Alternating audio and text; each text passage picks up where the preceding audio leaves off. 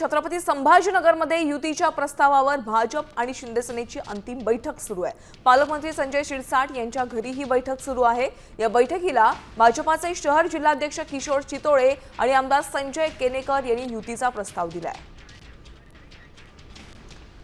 आपण थेट आमचे प्रतिनिधी माधव सावरगावे यांच्याकडून अधिकचे अपडेट्स घेऊया। माधव, आता सध्या भाजप आणि शिंदे सेनेची युतीबाबत बैठक सुरू झालेली आहे, काय अधिकचे अपडेट्स आहेत?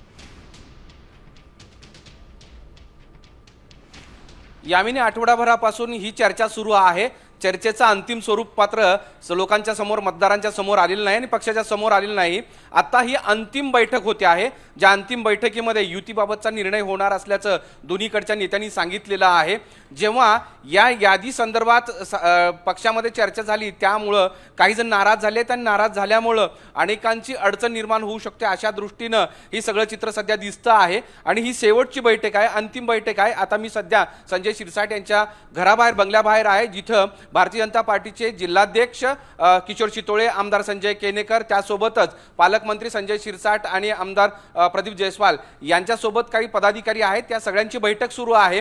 काथ्याकूट सुरू आहे की नेमकं काय, आपल्याला जी माहिती मिळते त्यानुसार सगळ्यात जास्त जागा या भाजपला मिळणार आहे। जवळपास 50 जागांच्या आजूबाजूला भाजपला मिळतील, तर जवळपास 35 ते 38 जागा या शिवसेनेला मिळतील। नक्कीच धन्यवाद माधव या सविस्तर माहितीसाठी। तर आपण पाहतोय या प्रस्तावावर आता अंतिम चर्चा सुरू झालेली आहे, त्यामुळे युतीबाबतचा अंतिम निर्णय आज होण्याची दाट शक्यता आहे।